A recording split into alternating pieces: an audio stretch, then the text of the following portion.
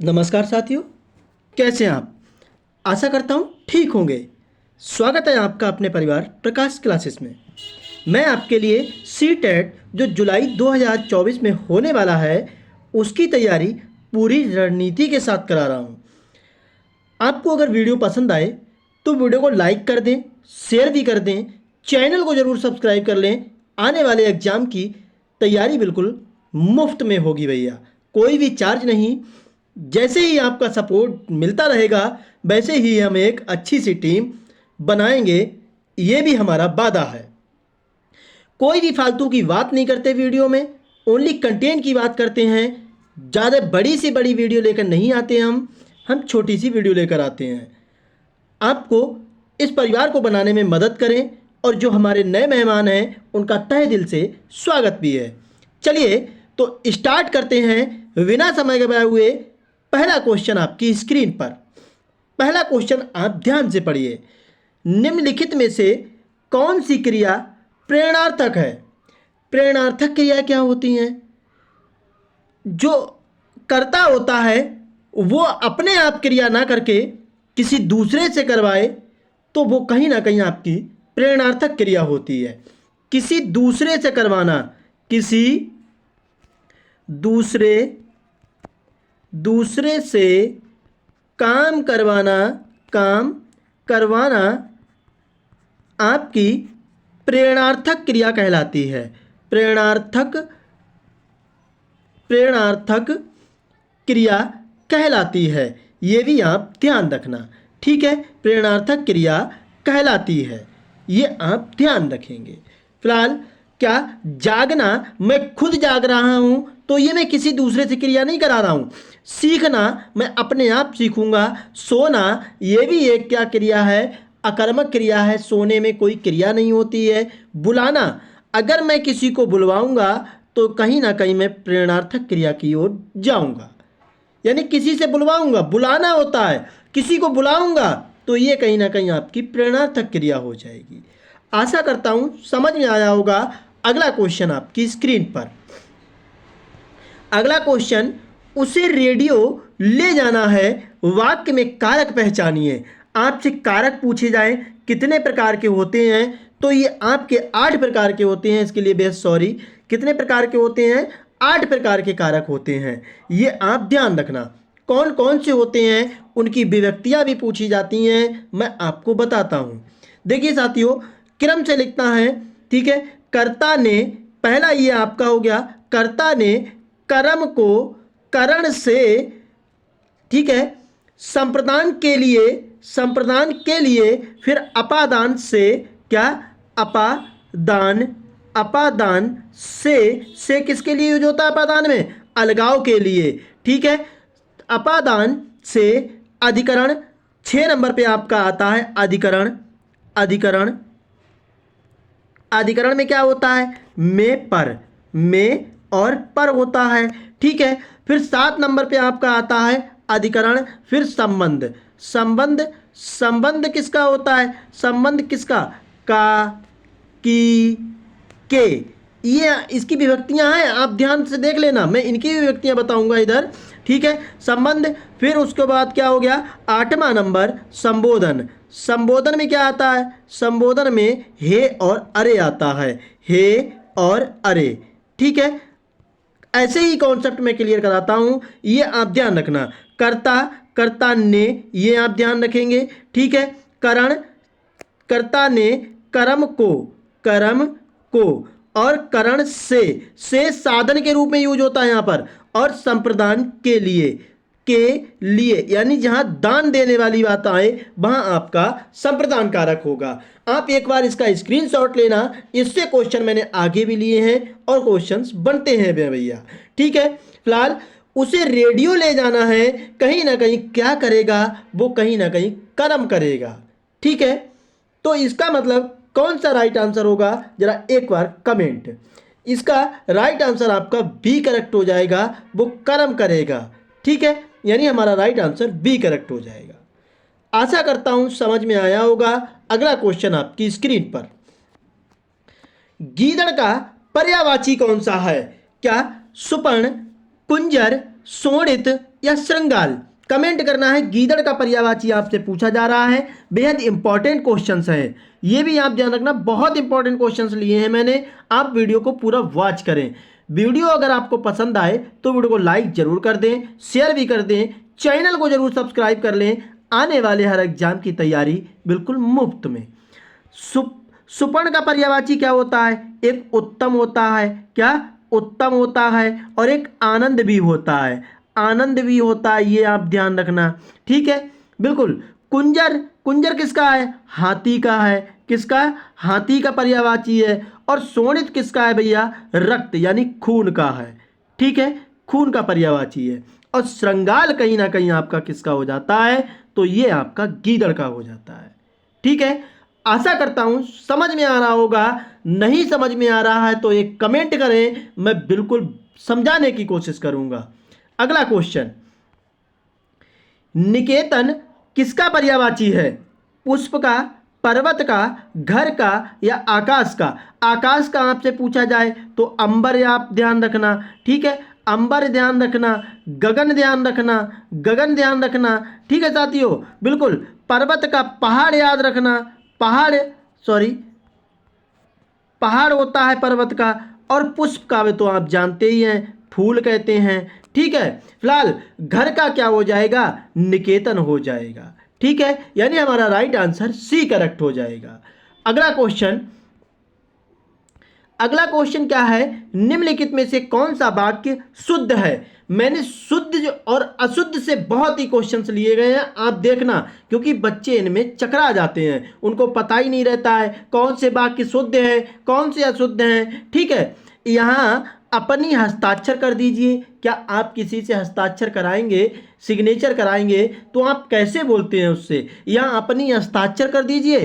क्या यहाँ अपना हस्ताक्षर लिख दीजिए, या अपने हस्ताक्षर कर दीजिए, या यहाँ अपना हस्ताक्षर बना दीजिए? जरा एक बार मैं कमेंट देखना चाहता हूँ, क्या होगा राइट आंसर? मेरे प्यारे और भाई और बहन कमेंट कीजिए। इसके साथ वीडियो को शेयर जरूर कर दें, अगर पसंद आई हो लाइक भी कर दें भैया। बिल्कुल, क्या हो जाएगा? यहाँ अपने हस्ताक्षर कर दीजिए, यानी हमारा राइट आंसर सी करेक्ट हो जाएगा। ठीक है, बिल्कुल, बहुत अच्छे। अगला क्वेश्चन आपकी स्क्रीन पर, अगला क्वेश्चन क्या है?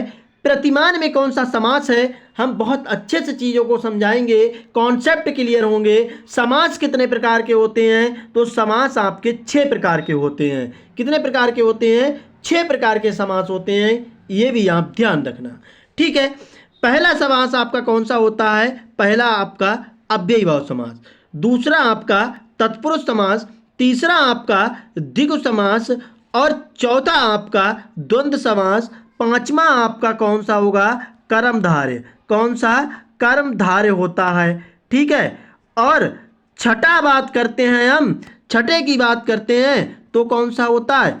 बहुव्रीहि समास। कौन सा? बहुव्रीहि समास, ये भी आप ध्यान रखना। ठीक है, अब मैं इनको समझाता हूं, आप समझिए ध्यान से। अव्ययीभाव समास क्या होता है? पहला पद प्रधान होता है, दूसरा पद गौड़ होता है। ठीक है, यानी कि अगर जिसमें उपसर्ग जुड़े हों, अब भैया आप बोलोगे उपसर्ग क्या होते हैं सर? तो उपसर्ग जो होते हैं ऐसे शब्द जो किसी शब्द में पहले जुड़ करके उसका अर्थ चेंज कर दें, उसको उपसर्ग कहते हैं। ठीक है, तो जहां उपसर्ग मिल जाए आप समझ लेना वहां अव्ययीभाव समास है। अव्ययीभाव समास जैसे उपसर्ग वाला लेता हूं मैं, देखिए ध्यान से।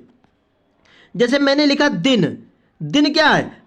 दिन है भैया, आज दिन ही तो है। अब मैंने कहा इसमें लगा दिया मैंने प्रति, प्रति लगा दिया, तो ये क्या हो गया? प्रतिदिन हो गया। प्रतिदिन यानी प्रति हमारा क्या हो गया? उपसर्ग, यानी डेली की बात की जा रही है, तो ये अव्ययीभाव समास हो गया। ठीक है, अब दूसरे की बात करते हैं, तत्पुरुष समास। तत्पुरुष समास में क्या होता है? पहला पद गौड़, दूसरा पद प्रधान।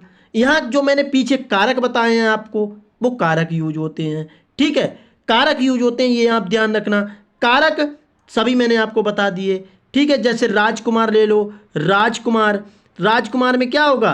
राजा का कुमार, यानी कि राजा का पुत्र हो जाएगा। ठीक है, द्विगु समास, द्विगु समास में क्या होता है? जहां आपकी बात कर दी जाए किसकी? संख्या, पहला अक्षर संख्या हो जाए। जैसे मैंने कहा चौराहा, ठीक है, चौराहा की बात की मैंने, चौराहा।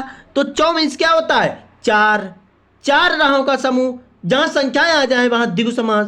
त्रिभुवन मान देना, द्विगु समास। द्वंद्व समास क्या होता है? जहां शब्द क्या हो? विपरीत हो, एक दूसरे के क्या हो? विपरीत हो, और विलोम शब्द हो, ये भी ध्यान रखें। और बीच में क्या लगा होगा? योजक चिन्ह। जैसे मैंने कहा माता पिता, माता पिता, माता और पिता, तो इसमें क्या हो गया? योजक चिन्ह आ गया आपका, ठीक है। तो ये माता पिता हो गया आपका द्वंद्व समास, ठीक है। नंबर 5 पे आपका कौन सा है? कर्मधार समास। कर्मधार समास में क्या होता है? जहां कोई विशेषता बता दी जाए, जहां कोई विशेषता बता दी जाए किसी चीज की, वहां कर्मधार समास होता है। जैसे मैंने कहा नीलांबर, क्या? नीलांबर, नीलांबर यानी अंबर कैसा है? नीला, अंबर की विशेषता बता दी, तो वहां पे कर्मधार समास हो गया, ठीक है।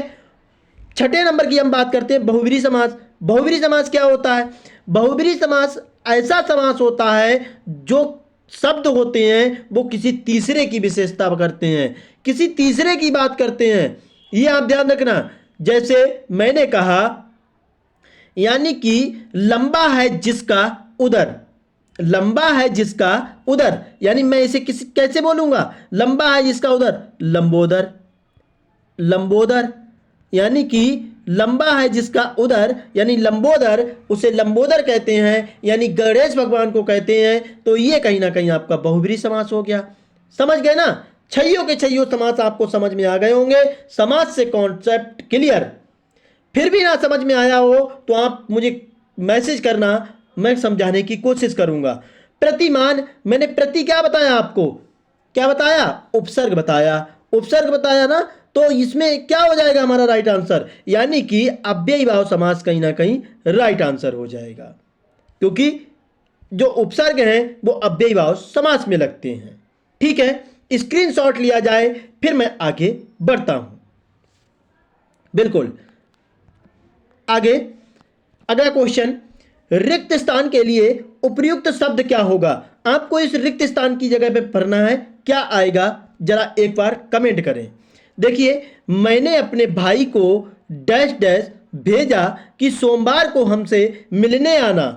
क्या सूचना भेजा मैंने, संदेश भेजा, संवाद भेजा या समाचार भेजा?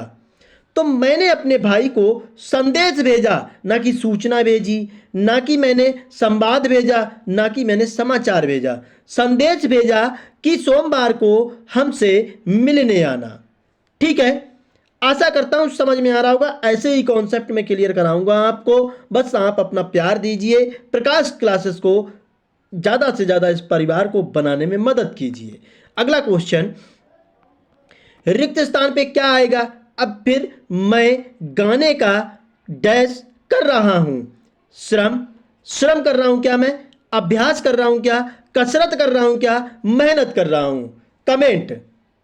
बेहद इंपॉर्टेंट वीडियोज हैं, आप, मैंने प्ले लिस्ट बना रखी है, आप प्ले लिस्ट को वॉच करें। हर सब्जेक्ट की मैं क्लास चला रहा हूं, ये आप ध्यान रखना। ये क्या होगा? यानी कि मैं गाने का कहीं ना कहीं अभ्यास कर रहा हूं, ठीक है। समझ गए होंगे आप। अगला क्वेश्चन आपकी स्क्रीन पर, का किस कारक की विभक्ति है? मैंने पीछे आपको बताया है, कारक 8 प्रकार के होते हैं, 8 प्रकार की विभक्तियां बता दी। अब इस क्वेश्चन को कोई गलत नहीं करेगा, कमेंट करना है आपको। अपादान, अपादान के मैंने क्या बोला? से, यानी किसके लिए? अलगाव के लिए, अलगाव के लिए। मैंने कहा भैया कि बिल्ली छत से कूद पड़ी, तो कहीं ना कहीं बिल्ली और छत का अलगाव हो गया, ठीक है। फिर मैंने कहा अधिकरण, अधिकरण क्या है? में है और पर है, ठीक है। बिल्कुल। संबंध क्या है? आप बताओ। संप्रदान क्या है? संप्रदान के लिए, के लिए, यानी कि राजा ने भिखारियों के लिए कंबल दान किए। तो ये कहीं ना कहीं क्या हो गया? दान करने वाली चीजें आ जाएं तो वो संप्रदान कारक में जाती हैं। और संबंध मैंने बताया का की के, ये कहीं ना कहीं हमारा राइट आंसर होगा। समझ गए ना आप? बिल्कुल। अगला क्वेश्चन, निम्नलिखित में से कर्ता कारक की विभक्ति डैश डैश होती है? मैंने आपको बताया ना, कैसे याद करेंगे वो भी आप सुन लीजिए। कर्ता ने कर्म को करण से, संप्रदान के लिए, अपादान से यानी अलगाव, अधिकरण में पर, संबंध काकी के, संबोधन हे और अरे। बस एक लय बना के आप इनको तैयार कीजिए। बेहद इंपॉर्टेंट क्वेश्चंस भी हैं भैया। बिल्कुल, कर्ता ने मैंने बताया तो इसकी कहीं ना कहीं ऑप्शंस ए करेक्ट हो जाएगा। ठीक है, बिल्कुल। अगला क्वेश्चन, ज़्यादा टाइम नहीं देंगे। अगला क्वेश्चन, निम्नलिखित में से कौन सा शब्द पुल्लिंग है? अब देखिए, शब्द कितने प्रकार के होते हैं। एक तो आपका पुल्लिंग हो गया, दूसरा क्या हो गया, स्त्रीलिंग। इनको पहचानने के लिए जरूर आते हैं आपके। ठीक है, बच्चे समझ नहीं पाते हैं क्या करें इनको पहचानने के लिए।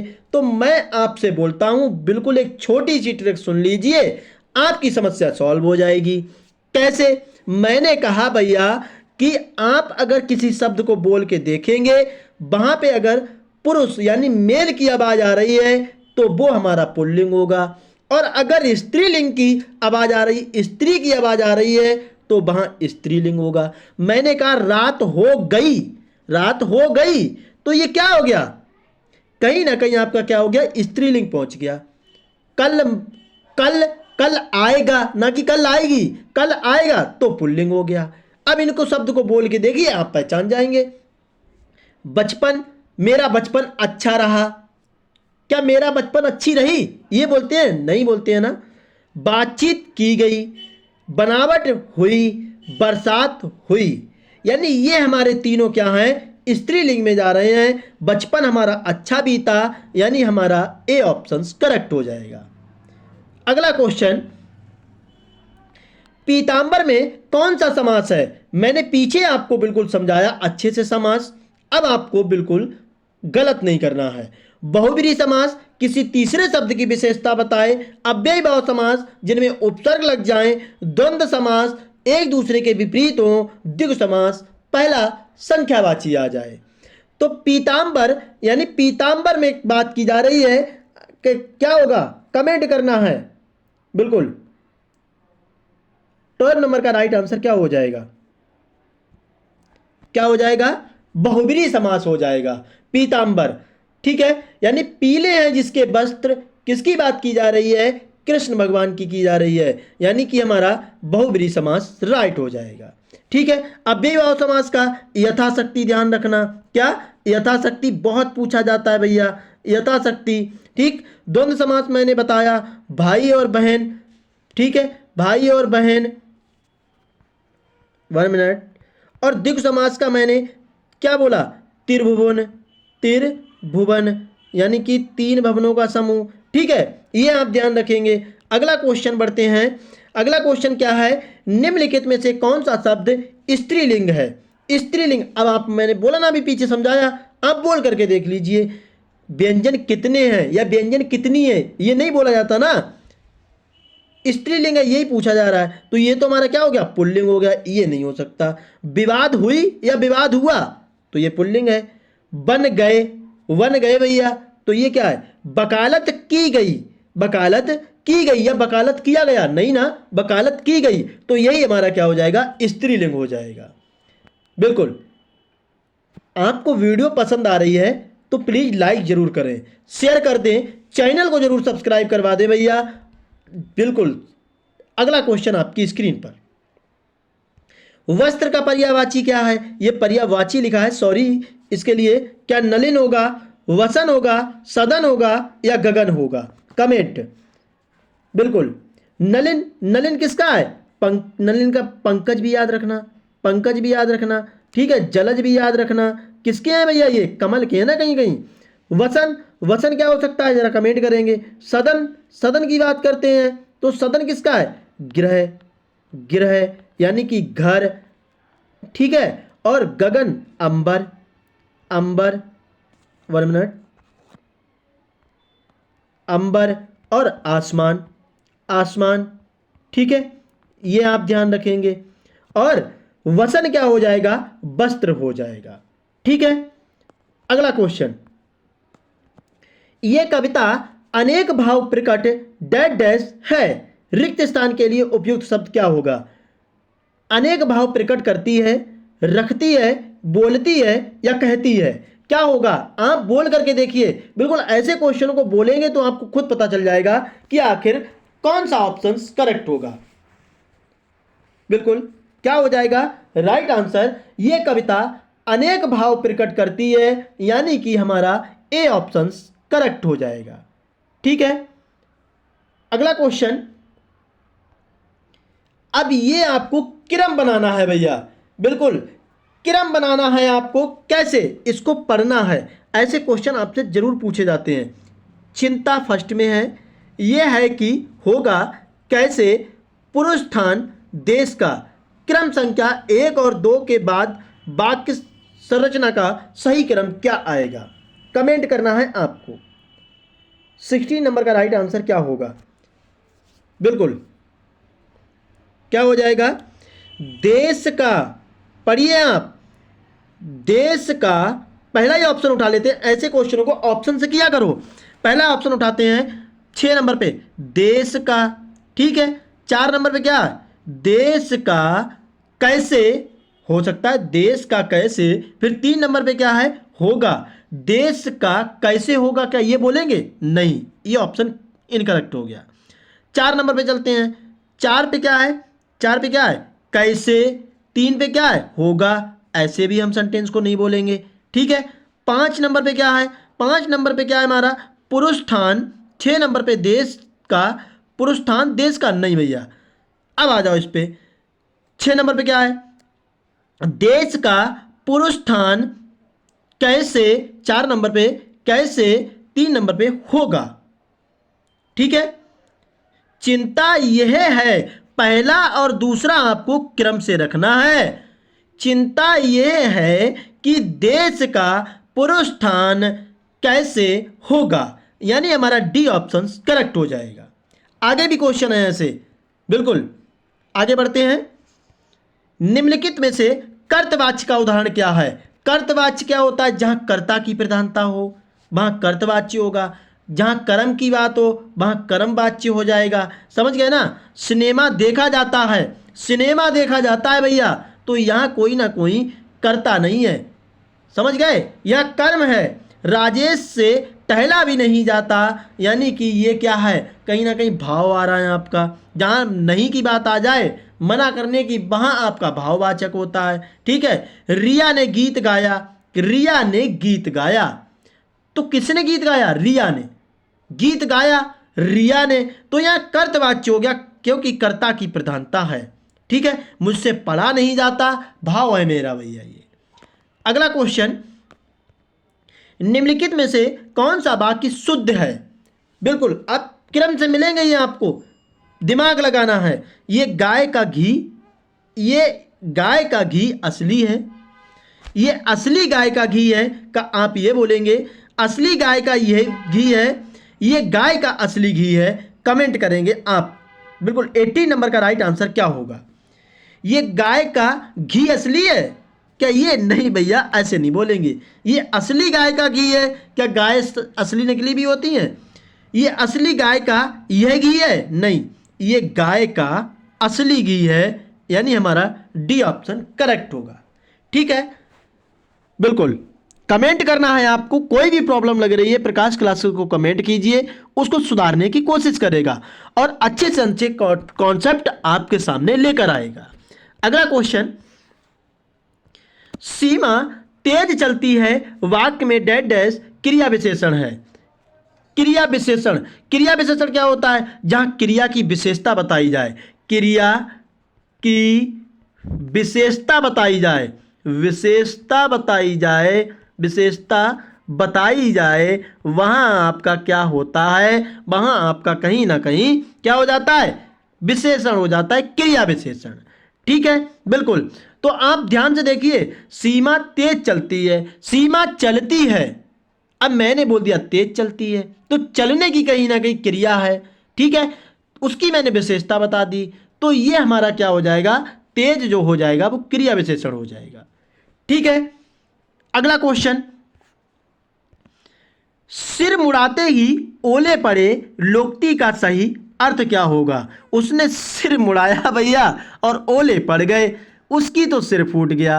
अब बताओ इस लोक्ति का अर्थ क्या होगा, 20 नंबर का राइट आंसर। ऐसे ही क्वेश्चन आपसे पूछे जाते हैं। बिल्कुल, क्या होगा? क्या काम के बीच में व्यवधान पड़ना, क्या ये होगा? नहीं। विघ्न के बाद भी कार्य संपन्न होना, ये भी नहीं होगा। काम समाप्त होते ही खराब हो जाना, अरे काम मैंने अपना समाप्त किया और भाई खराब हो गया, तो ये कहीं ना कहीं सिर मुड़ाते ही ओले पड़ने के बराबर होता है। ठीक है, अगला क्वेश्चन, निम्नलिखित में से कौन सा शुद्ध वाक्य है? यहां शत्रु से खतरा का डर है, यहां शत्रु से खतरा है, यहां शत्रु से डर का खतरा है, या शत्रु से खतरे का डर है? कमेंट। 21 का राइट आंसर क्या होगा? बिल्कुल, यहां शत्रु से खतरा है, यानी हमारे भाई और बहन इसी ऑप्शन को करेक्ट मान रहे हैं। बेहद इंपॉर्टेंट क्वेश्चन है। अगला क्वेश्चन, क्रम से लगाना है भैया, फिर ही आप ध्यान रखेंगे क्रम संख्या 1 और 2 के बाद क्या आएगा। ठीक है, एक क्या है? वह, ठीक है, फिर एक, ये दोनों आने हैं। वह एक कार्य से 4 नंबर पे क्या है आपका? 4 नंबर पर आवश्यक है। वह एक कार्य से आवश्यक बाहर गया है, क्या ये होगा राइट आंसर? कमेंट। अब आपको मिलाना है, मैं तो भाई बता दूंगा। ठीक है, बिल्कुल, वह एक आवश्यक कार्य,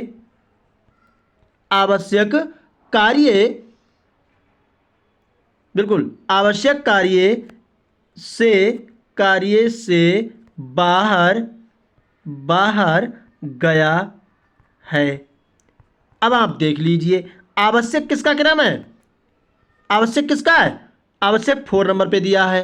ठीक है, कार्य से किस पे दिया है? कार्य से 3 नंबर पे दिया है। बाहर किस पे दिया है? 6 नंबर पे। और ये आपका 5, यानी 4 3 6 5, 4 3 6 5 हमारा सी में ऑप्शन करेक्ट हो जाएगा। ठीक है, अगला क्वेश्चन, निम्नलिखित में से कौन सा शब्द तत्सम नहीं है? भैया शब्द कितने प्रकार के होते हैं? रचना के आधार पर 5 प्रकार के होते हैं। ठीक है, तत्सम शब्द, कमेंट। देखिए, पहला होता है तत्सम शब्द, दूसरा होता है आपका तद्भव। ठीक है, तद्भव के बाद कौन सा आता है? तीसरा देशज आता है। ठीक है, देशज आता है। फिर चौथे नंबर पर विदेशज आता है, सबको समझाऊंगा, आप देख लेना।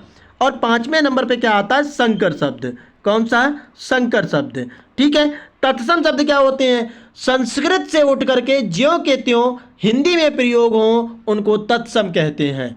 ठीक है, समझना आप, तत्सम किसे कहते हैं? जो संस्कृत से उठ करके शब्द हिंदी में ज्यों के त्यों प्रयोग होते हैं, वो आपके तत्सम शब्द। जैसे अग्नि आपने पढ़ा होगा, अनिल आपने पढ़ा होगा, तो ये क्या है? तत्सम शब्द हैं, संस्कृत से उठ के आए हैं।